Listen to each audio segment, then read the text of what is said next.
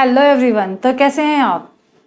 मैं हूं आपकी बायो मैम और ये है आपका अपना channel a platform for online learning. बच्चों, आज हम पढ़ेंगे बहुत ही इजी चैप्टर नहीं टॉपिक, बिकॉज चैप्टर तो already I have started, control and coordination, जिसमें हमने क्या पढ़ा था?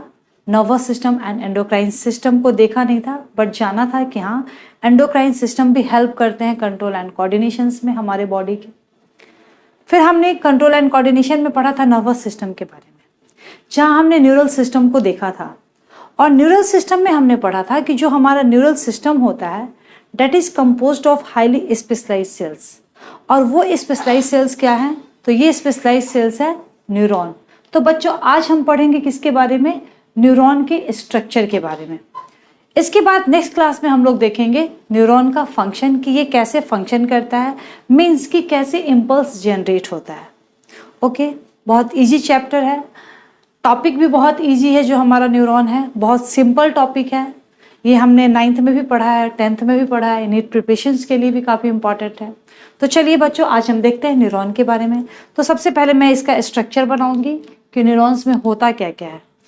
तो पहले मैं आपको बच्चों बता दूं कि न्यूरॉन में बेसिकली क्या होते हैं। 3 पार्ट्स होते हैं। First part is the dendrites,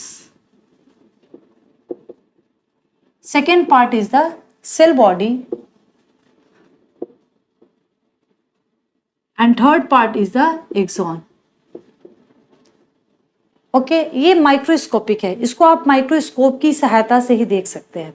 और मैं एक चीज़ और बता दूं कि न्यूरॉन में जो है वो डिवाइड करने की कैपेसिटी नहीं रहती है, ये डिवाइड नहीं कर सकता है। बहुत ही एक्साइटेबल है, मीन्स कि इम्पल्स को जनरेट करता है और ट्रांसमिट करता है एक्साइटेड होकर। Okay, next we will see about the structure. So just I am going to make the diagram. Diagram में हम क्या देखेंगे? ये इसके सेल बॉडी होते हैं और यहाँ से एक लंबा सा स्ट्रक्चर्स, इसके जो आर्म्स है वो निकलते हैं। ओके, ये आर्म्स जो होता है यहाँ पे जाके ब्रांच्ड हो जाता है और यहाँ पे नॉब्स बनाते हैं, that is called the synaptic knobs. मैं अभी बताऊंगी कैसे कैसे इसका नेमिंग करते हैं। ओके, ये डेंड्राइट्स जो है that is the branched structures, यहाँ पे भी नॉब्स प्रेजेंट रहते हैं। ये जनरली मैसेज को रिसीव्स करते हैं, फिर ये मैसेज क्या करते हैं? सेल बॉडी में ट्रांसफर कर देते हैं।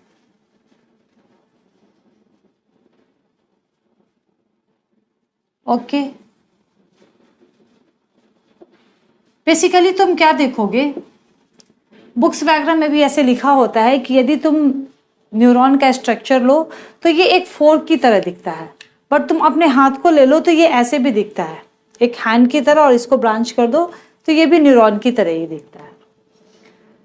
तो ये हमारा ये जो लॉन्ग आर्म लाइक स्ट्रक्चर्स होता है, इसमें बहुत सारे लिक्विड लाइक मटेरियल्स भी भरे हुए होते हैं। इन सबको मैं क्लासीफाई करूंगी। सबसे पहले हमें डेंड्राइट्स के बारे में पढ़ना है। तो डेंड्राइट्स कहाँ है? This part is known as the dendrites. Okay, ये ब्रांच होता है, ये मैसेज को रिसीव करता है। ओके, और देन हमारा डीपोलराइजेशन स्टार्ट होता है, जो मैं तुम्हें कंडक्शन ऑफ इम्पल्सेस में बताऊंगी। ठीक है, एक न्यूरॉन्स में और मसल सेल्स में ही प्रॉपर्टी होती है डीपोलराइजेशंस की। ओके, अब इसके बाद क्या होता है? इसमें बहुत सारे लिक्विड लाइक मटेरियल्स भरे होते हैं, जिसको कि हम लोग बोलते हैं क्या? देखो बच्चों, हमने साइटोलॉजी में सेल का स्ट्रक्चर देखा था। सेल के स्ट्रक्चर में हमने क्या देखा था कि कोई भी जो लिविंग सेल्स होते हैं, आइदर प्लांट सेल और एनिमल सेल, उसमें लिक्विड लाइक मटेरियल्स होता है और उस लिक्विड लाइक मटेरियल्स को हम लोग क्या बोलते हैं?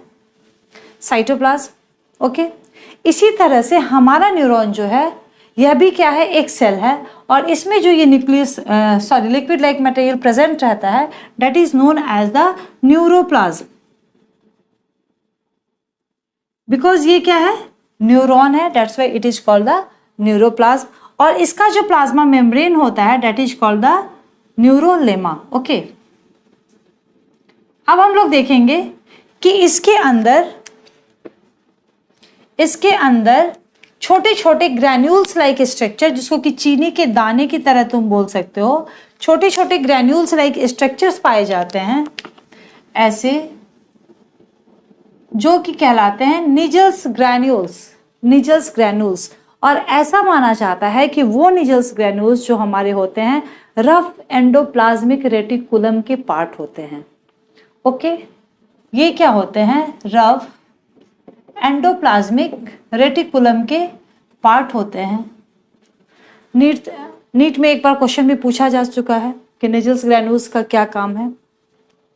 अब इसका काम क्या है? बिकॉज मैं क्या बता रही हूं आपको कि ये रफ एंडोप्लाज्मिक रेटिकुलम के पार्ट है। किसके पार्ट है? रफ एंडोप्लाज्मिक रेटिकुलम के पार्ट है। और ये क्या काम करता था हमारे सेल में? प्रोटीन सिंथेसिस का काम करता था। इसलिए निजल्स ग्रैन्यूल्स का भी फंक्शन क्या हो जाएगा? किस चीज में हेल्प करेगा? प्रोटीन सिंथेसिस में, प्रोटीन सिंथेसिस में हेल्प करेगा। ओके, क्लियर यहां तक?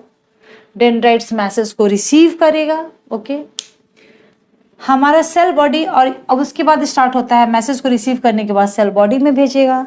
सेल बॉडी में लिक्विड लाइक मटेरियल्स होते हैं, that is known as the nucleoplasm, neuroplasm. Okay, इसके बाद इसमें ग्रैन्यूल्स लाइक स्ट्रक्चर्स होते हैं, that is known as the Nissl's granules. और कुछ फाइबर्स लाइक भी स्ट्रक्चर्स होते हैं which is called the neural fibres. Okay, कुछ फाइबर्स भी स्ट्रक्चर्स होते हैं which is known as the neural fibres.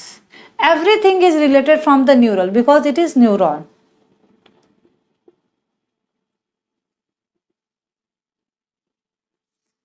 और न्यूरॉन को हम लोग क्या बोल सकते हैं? Structural and functional unit of nervous system.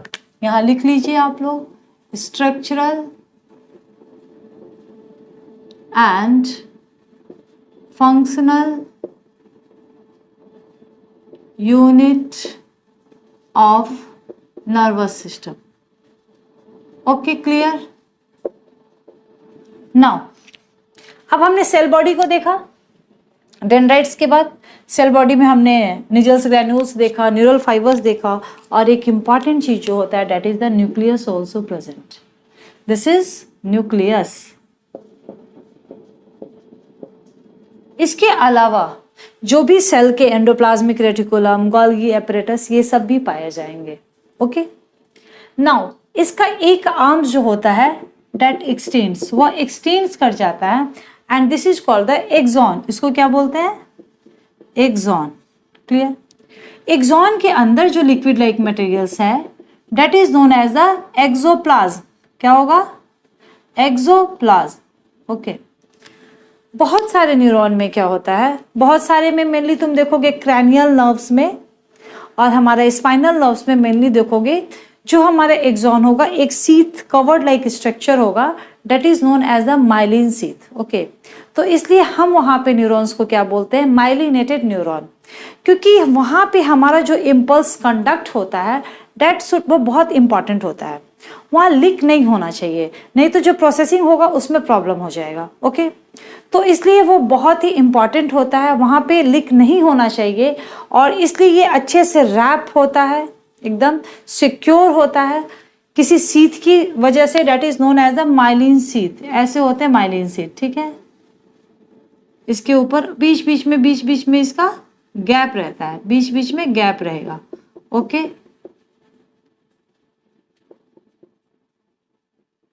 तो दिस इज कॉल्ड द, जहां पे भी माइलिन सीथ प्रेजेंट रहेंगे this will call the myelinated neuron. और मैंने बच्चों आपको बताया कि माइलिनेटेड न्यूरॉन कहाँ प्रेजेंट रहेंगे? हमारे स्पाइनल नर्व्स में और क्रैनियल नर्व्स में, और जहां पे मैसेज का ज्यादा इंपॉर्टेंस नहीं रहता है, एम ही आने दो जाने दो, तो वहां पे नॉन माइलिनेटेड सीथ पाए जाते हैं। तो this one is the myelinated sheath. और हमारे बीच में जो जंक्शन रहते हैं that is called the nodes of Ranveer. मत बोल देना तुम लोग, nodes of Ranvier. Okay, nodes of Ranvier.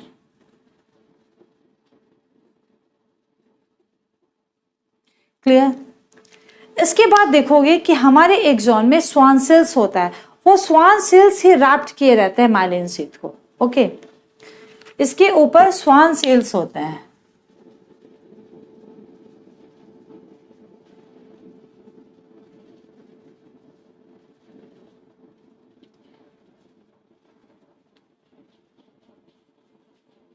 ये है बच्चों स्वान सेल्स। तो जहां पे स्वान सेल्स रैप्ट करता है माइलिन शीथ को, that is known as the myelinated sheath, और जहां नहीं रैप्ट करता है वह नॉन माइलिनेटेड न्यूरॉन्स कहलाएगा। Okay, this is the Schwann cells. Okay, तो इसको मैं नोट डाउन करा दूं, स्वान सेल्स। अब देखो बच्चों, एक्सॉन के अंदर का जो लिक्विड लाइक मटेरियल्स है that is known as the axoplasm. Okay, ये एक्सॉन है।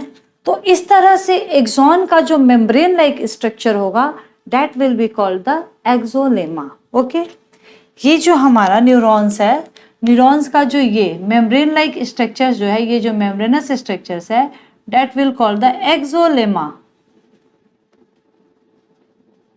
क्लियर? एक्सोलेमा के बाहर माइलिन शीथ, ठीक है, फिर स्वान सेल्स, और स्वान सेल्स का जो वो मेम्ब्रेन लाइक स्ट्रक्चर कहलाएगा that is known as the neurilemma. क्या कहलाएगा ये? न्यूरिलेमा।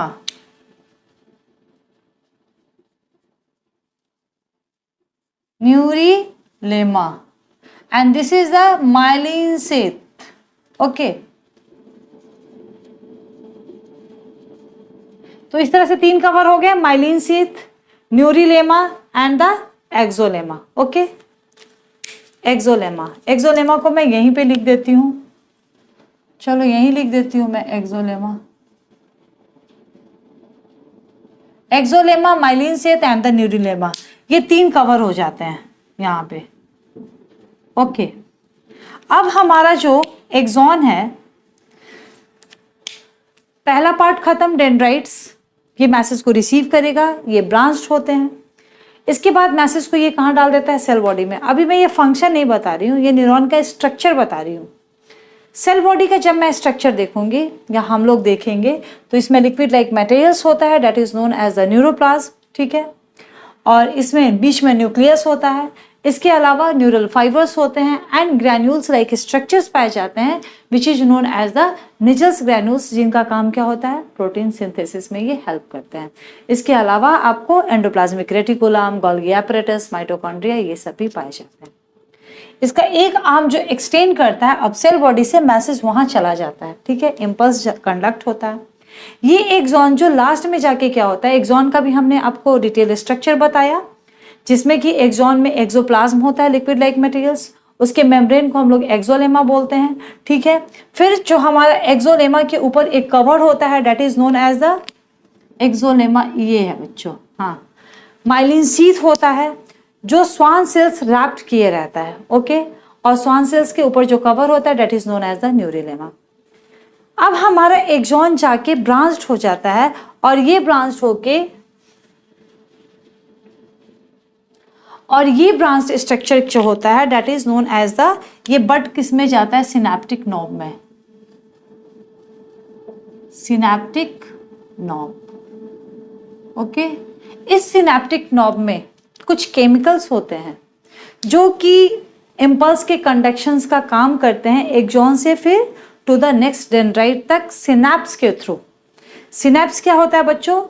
दो जो भी न्यूरॉन्स होते हैं उनके बीच में गैप होता है, जो मैं नेक्स्ट क्लास में जब कंडक्शन ऑफ इम्पल्स बताऊंगी तो उसमें डिटेल में बताऊंगी। तो इसमें बीच बीच में क्या होते हैं?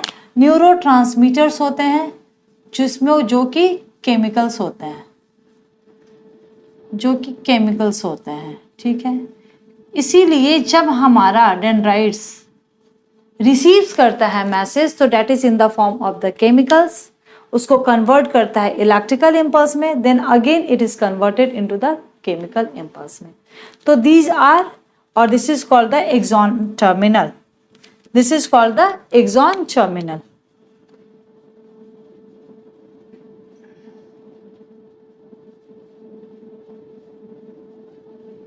क्लियर?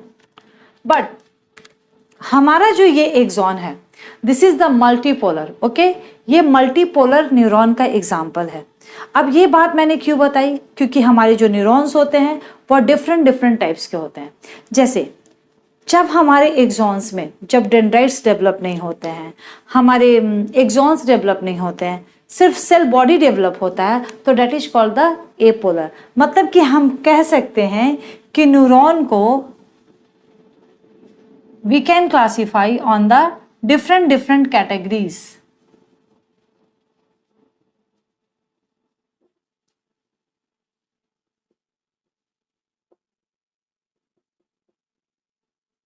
ओके, तो फर्स्ट वन इज द एपोलर।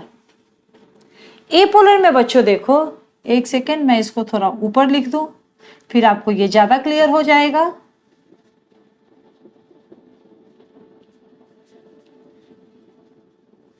ये था बच्चों हमारा axoplasm. Okay,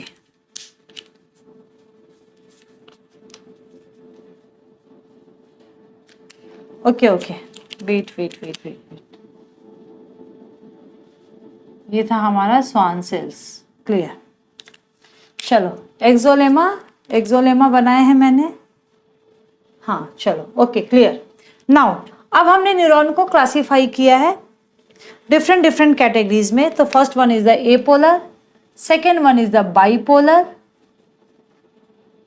according to the development, क्या क्या डेवलप हुआ है न्यूरॉन में, अकॉर्डिंगली हमने न्यूरॉन को क्लासीफाई किया। Apolar, bipolar, okay, unipolar, sorry पहले यूनिपोलर लिखो, unipolar, bipolar, pseudopolar, and then last one is the multipolar. तो मल्टीपोलर का तो बच्चों ये एग्जांपल है जो हमने अभी पढ़ा, दैट इज द मल्टीपोलर। एपोलर जो होते हैं उसमें बस कुछ भी डेवलप नहीं होगा, एक सिंपल सा, ये क्या कहलाता है, ये होता है सेल बॉडी। क्या होता है, इसको क्या बोलते हैं, cell body. C for cell, B for body, ठीक है। ये बस सेल बॉडी डेवलप हुआ। तो होता किसमें है ये जो लोअर वर्टिब्रेट्स होते, सॉरी लोअर इनवर्टिब्रेट्स जो होते हैं हमारे एनिमल किंगडम में, जैसे कि सिलेंट्रेटा होता है, उसमें ये डेवलप होता है, जहां पे न्यूरल सिस्टम डेवलप हुआ था बहुत ही सिंपल फॉर्म में, सिलेंट्रेटा में। ओके, तो that is known as the apolar. Unipolar में बच्चों क्या होते हैं कि थोड़ा सेल बॉडी, बस सेल बॉडी रहेगा और हमारा एक एक्सॉन डेवलप हो जाता है। वो कब होता है, जब हमारा एम्ब्रियोनिक स्टेज में, जब जस्ट स्टार्ट होता है न्यूरॉन डेवलप होना, तो उस समय जो हमारे एम्ब्रियो में है, एम्ब्रियो का सॉरी जो डायग्राम्स होता है वह क्या होता है, यूनिपोलर होता है। वो इस तरह से रहेगा, इस तरह से। यहाँ पे क्या होंगे, सेल बॉडी रहेंगे, यहाँ पे क्या रहेगा, सेल बॉडी रहेगा, और ये क्या रहेगा, एक्सॉन रहेगा। ए फॉर एक्सॉन, ठीक है, ए फॉर एक्सॉन हमने डिनोट कर दिया है, एक्सॉन, जिसको मैं डिनोट कर रही हूँ अब ए से, ठीक है। तो बच्चों ये किस में पाए जाते हैं, ये अर्ली एम्ब्रियोनिक स्टेज में, early embryo, sorry early embryo in vertebrates. अब बारी आती है बाइपोलर की। तो बाइपोलर में तुम्हारी बॉडी डेवलप होंगे, थोड़े एक्सॉन डेवलप हो जाएंगे, और हमारे सेल डेंड्राइट्स भी डेवलप हो जाएंगे। ये तुम्हारा बॉडी डेवलप हुआ, ठीक है, यहाँ से एक्सॉन डेवलप हुआ, ठीक है, इधर हमारे डेंड्राइट्स डेवलप होते हैं तो वो भी डेवलप हो गए। ओके, तो this is known as the bipolar, दोनों साइड में डेवलप हुआ। This one is the axon, this is the CB cell body, और this one is the dendrites. किस में पाया जाता है, हमारे ही बॉडी के आइज के रेटिना में पाया जाता है, रेटिना में। और स्यूडोपोलर में क्या होता है बच्चों, ये दिखता तो है, लगता है कि ये ऐसे डेवलप होगा, लेकिन बाद में जाके ये ऐसे डेवलप हो जाता है। This is known as the pseudopolar. झूठा सा लगता है, दिखता कुछ और है, होता कुछ और है। ये डॉर्सल गैंग्लिया में पाया जाता है। ओके, तो these are all about the neurons. Neurons के बारे में हमने पढ़ा, न्यूरॉन के स्ट्रक्चर के बारे में पढ़ा, और टाइप्स ऑफ न्यूरॉन्स पढ़ा।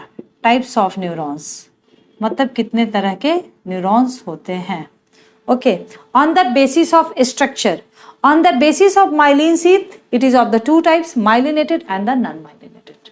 Okay, that's all about the structure of neuron, जिसमें हमने देखा इसके डेंड्राइट्स होते हैं, 3 मेन पार्ट्स होते हैं, dendrites, cell body and the axon. Dendrite में हमने क्या देखा, ब्रांच स्ट्रक्चर है, मैसेज को रिसीव्स करता है। फिर हमने सेल बॉडी में क्या देखा बच्चों, इसमें लिक्विड लाइक मटेरियल है which is known as the neuroplasm. चीनी के दाने की तरह ग्रैन्यूल्स पाए जाते हैं, निजल्स ग्रैन्यूल्स, ये इंपॉर्टेंट है, प्रोटीन सिंथेसिस में हेल्प करता है। फिर न्यूरल फाइबर्स होते हैं और इसके बाद में जो भी सेल ऑर्गेनल्स होते हैं वो भी पाए जाते हैं। एक ब्रांच जो होता है उसका आगे बढ़ जाता है, इसके आर्म्स बड़े हो जाते हैं, लंबे हो जाते हैं, that is known as the axon. Axon के अंदर जो लिक्विड लाइक मटेरियल है that is known as the axoplasm. इसके ऊपर जो सीथ कवर्ड रहता है that is known as the myelin sheath, और एक्सोप्लाज्म का जो मेम्ब्रेन है that is known as the axolemma. उसके बाद माइलिन सीथ और स्वान सेल्स होते हैं जो रैप्ट किए रहते हैं माइलिन सीथ को, दैट इज, और उनके जो कवर होते हैं, उनके जो मेम्ब्रेन होते हैं that is known as the neurilemma. Okay, बीच बीच में जंक्शन होते हैं, गैप होते हैं, तब हमारा इम्पल्स ऐसे कूद कूद के जंप कर करके जाता है। Okay, clear. और ये एक्सॉन जाके ब्रांच स्ट्रक्चर्स आगे चल के ये ब्रांच हो जाते हैं which is known as the axon terminal, और ये जो गोल गोल सा स्ट्रक्चर्स पाया जाता है इसको सिनेप्टिक नोब्स बोलते हैं, उसमें केमिकल्स पाए जाते हैं that is known as the neurotransmitter. तो बच्चों ये था हमारे न्यूरॉन के स्ट्रक्चर्स के बारे में। आपको लेक्चर कैसा लगा कमेंट सेक्शन में जरूर लिखिएगा। मैंने बहुत ही सरल भाषा में आपको समझाने की कोशिश की है, और तब तक के लिए फिर हम लोग देखेंगे conduction of impulse, transmission of impulse in next class. तब तक के लिए गुड बाय। स्वस्थ रहो, मस्त रहो, मुस्कुराते रहो, पढ़ते रहो और रिवीजन करते रहो।